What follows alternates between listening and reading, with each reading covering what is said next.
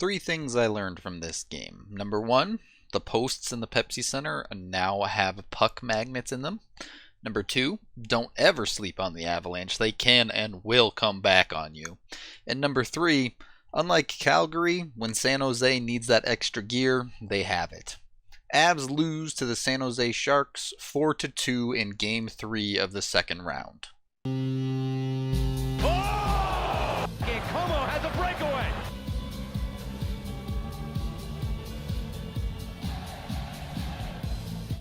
Let's go over the posts first, because if I don't, I'll definitely miss one. There were 6 posts in this game. The Sharks had 4 of them, and then the Avs also had 2 themselves.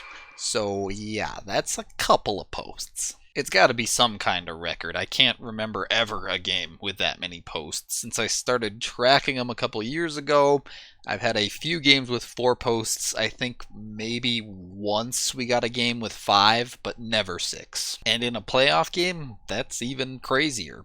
But the good news there is, it seemed like the Avs were getting the better of the puck luck, so whatever that voodoo is in the Shark Tank, it ain't coming here. Outside of the post though, a good portion of this game just wasn't very interesting. The first 5 minutes, the Avs looked solid, feeding off of the home ice crowd, but then it kind of all ground to a halt. The Avs had 4 shots in the first 5 minutes of the game, and they would end the first period with just 7.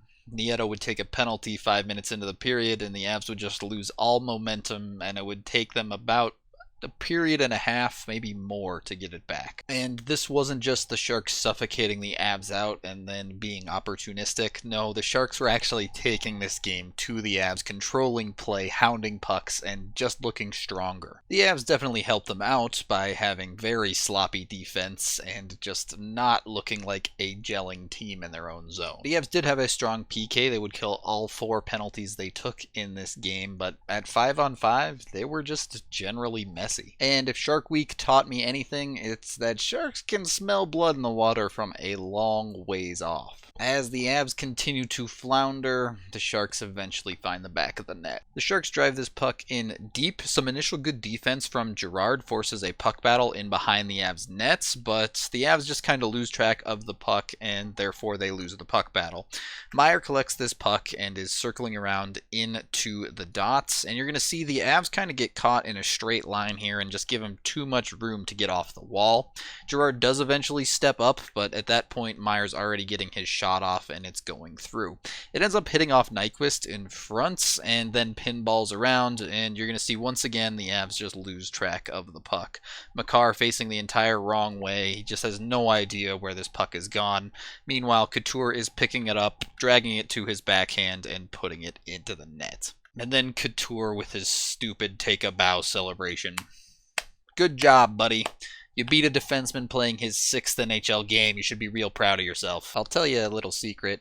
Celebrations like that are cool, and I wish more players would do them, but when you do it against us, well, I don't like it quite as much. So Makar got a little bit lost on that one. He's a very good player, but still has plenty to learn. Again, for as good as he is, 6 NHL games into his career, you can't complain with a couple of mistakes. Someone who I can complain about, and at this point definitely deserves a bit of criticism in these playoffs, is Erik Johnson. I've held off saying too much about him because I hoped he would start turning his game around or get healthy or whatever it is that's holding him back, but it just isn't getting better, and that leads to this. Johnson is starting a breakout here and is going to cut through the middle of his zone. He has plenty of time, and Radil is basically putting no pressure on him at all, so there's no real excuse here.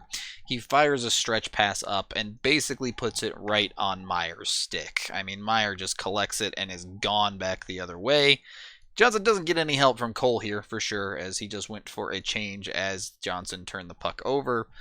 But I don't know what this defense is. I mean, he just seems to be totally lost with his own feet here and just gets walked right past, and then Meyer finishes as well. It seems pretty reasonable that EJ probably isn't healthy given the massive reduction in minutes we've seen from him and the just tanking of his overall play.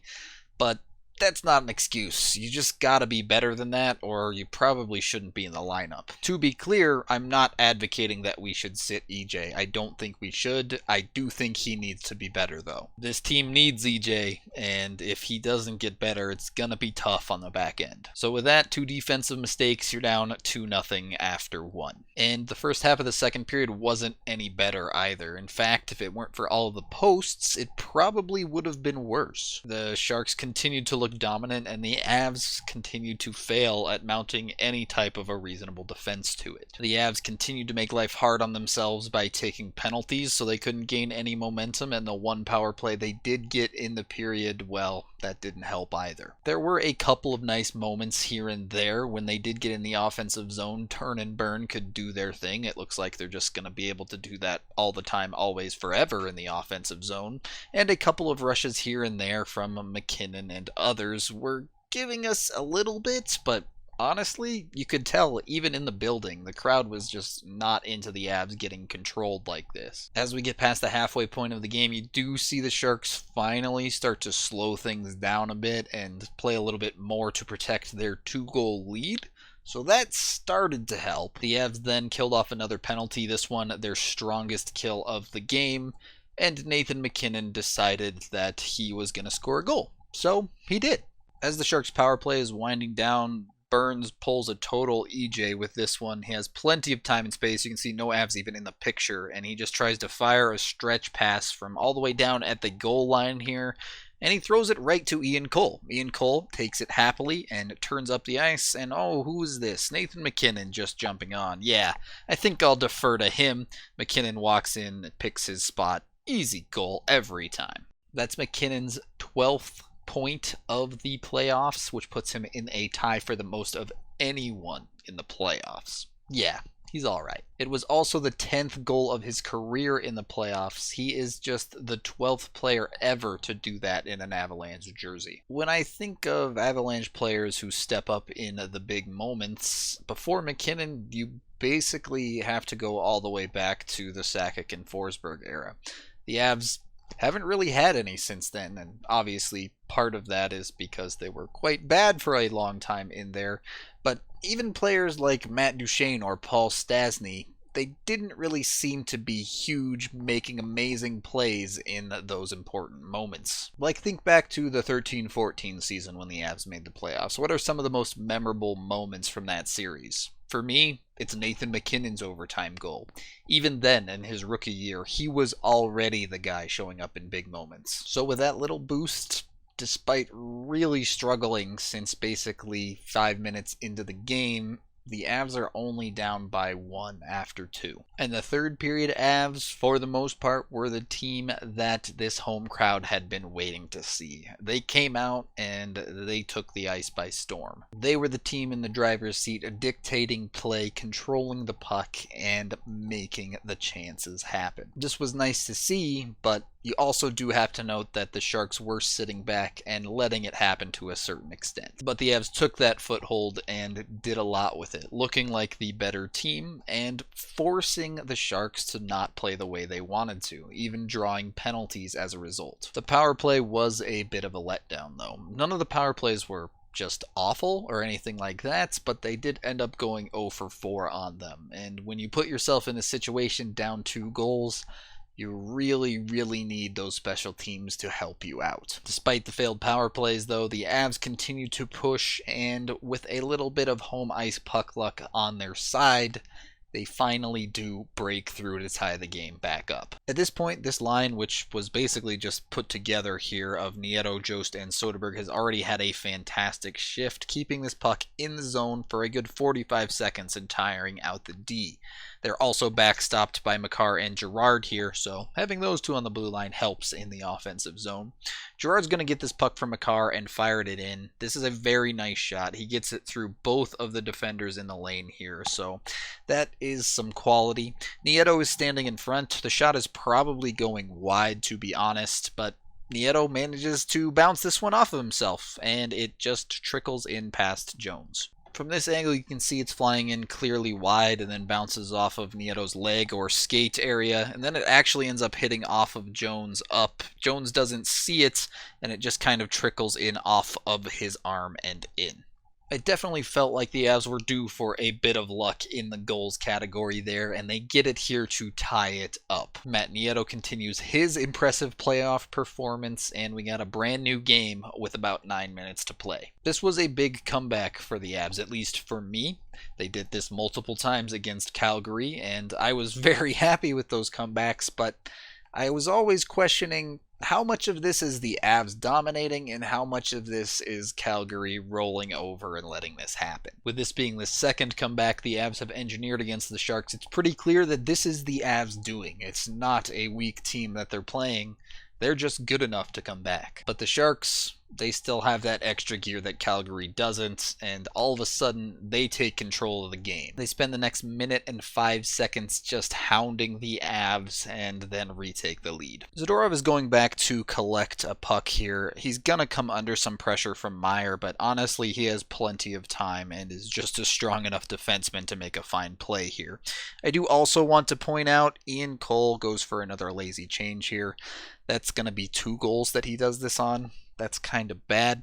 Zadorov ends up fumbling the puck, though, so it's more on the players on the ice than Cole for certain here. Luckily for Z, it comes right to Landy, but Landy kind of panics on this puck and just slowly rolls it up the boards that he's right next to. That gets held in at the blue line, and now the Sharks are cooking, as the Avs are now going the wrong way entirely. The puck is going back down the boards as Zadorov and McKinnon are both heading out of the zone. Tyson Barrie, who has just jumped off of the bench, is nowhere near this play, and Mikko Rantanen is just sitting out in the neutral zone. So once the puck comes back down, it ends up getting past Landeskog to a waiting Couture, and that's a big old gap of space to leave someone near the goal line. You just can't do that, and Couture makes a nice little move to get Grube to pull off of the post and then burns him for it.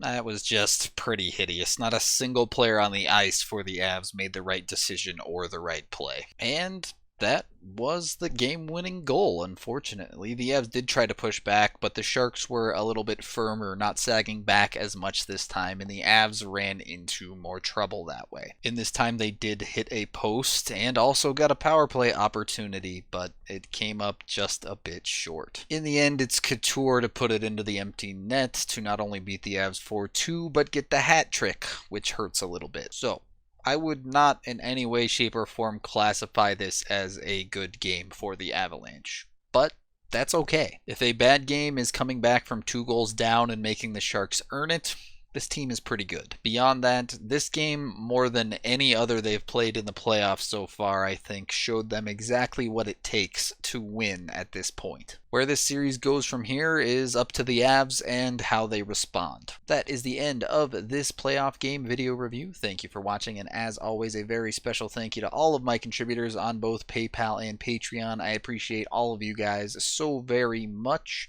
and you guys help make this content possible. I'm Rudo3, and no more posts, please.